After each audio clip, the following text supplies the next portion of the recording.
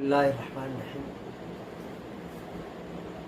آج انشاءاللہ حج کے اقسام یعنی حج کی قسمیں کائنڈس، حج کی کتنی قسمیں ہیں؟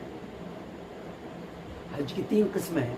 حج قران یہ سب سے افضل ہے، پھر حج تمتع یہ اس کے بعد افضل ہے، پھر حج افراد۔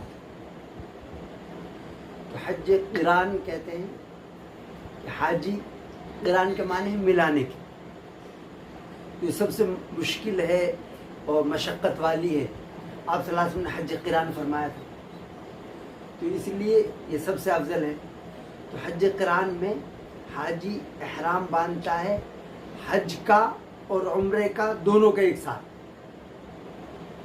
تو عمرہ ادا کرنے کے بعد وہ طواف سعی کے بعد قصر اور حلق نہیں کراتا، بال نہیں مڈواتا، یعنی احرام کی حالت میں ہی رہتا ہے آخر تک۔ اب جو چیزیں ممنوعات ہیں ان سے بچتا ہے وہ، اس لیے مشکل ہے وہ۔ اور پھر حج کے دن جب شروع ہو جاتے ہیں 8 ذی الحجہ سے، پھر حج کے افعال، حج کے اعمال شروع کر دیتا ہے۔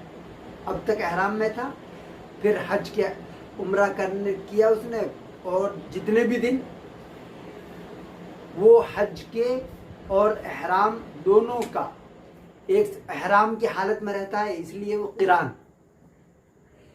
تو اس میں قربانی واجب ہے۔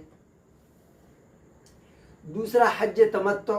حج تمتع کہتے ہیں، قران کرنے والے کو بولتے ہیں قارن حاجی، اور تمتع کرنے والے کو بولتے ہیں متمتع حاجی۔ یہ زیادہ تر بر صغیر کے لوگ، بھارت کے اور پاک کے لوگ حج تمتع کرتے ہیں، اس میں آسانی ہے۔ تمتع کے معنی فائدہ اٹھانا۔ تو اس میں حاجی ایک ہی سفر میں عمرے کا فائدہ اٹھا لیتا ہے، یعنی پہلے عمرے کے لیے احرام باندھتا ہے، پھر عمرے کے سارے ارکان، سارے اعمال ادا کرتا ہے، وہ طواف کرتا ہے، سعی کرتا ہے، پھر حلق کرا لیتا ہے، اس کے بعد میں حلال ہو جاتا ہے، پھر نارمل کپڑے پہنتا ہے۔ تو اس نے فائدہ اٹھایا، عمرہ کر لیا۔ پھر حج کے دن شروع ہو جاتے ہیں 8 ذی الحجہ سے، تو پھر اس کا حج کا احرام باندھتا ہے۔ حج کا احرام باندھ پھر حج کے افعال، حج کے ارکان ادا کرتا ہے۔ تو متمتع پر بھی حج قربانی جو واجب ہے، اور یہ قربانی جو ہے یہ حج کا حصہ ہے، یعنی یہ والی قربانی نہیں جو صاحب حیثیت کرتے ہیں، یہ حج کا حصہ ہے، یعنی شکر والی قربانی۔ تو حج قران اور حج تمتع میں جو قارن حاجی ہوگا، متمتع حاجی ہوگا، ان کے پر قربانی واجب ہے۔ تیسری قسم ہے حج افراد۔ حج افراد میں صرف وہ احرام باندھتا ہے حج کا، عمرہ نہیں کرتا اس میں۔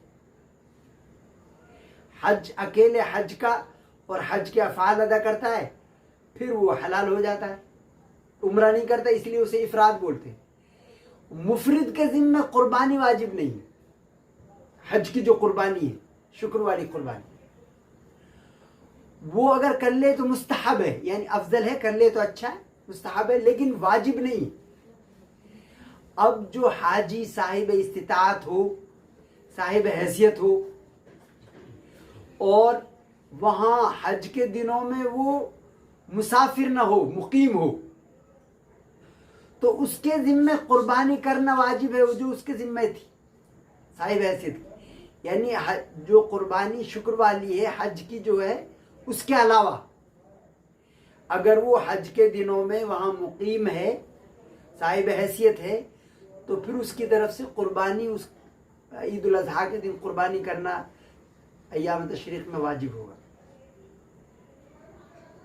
اللہ تعالیٰ ہمیں عمل کی توفیق عطا فرمائے، اہل فلسطین پر رحم فرمائے، ان کو نصرت فرمائے، ان کی شہادت کو قبول فرمائے۔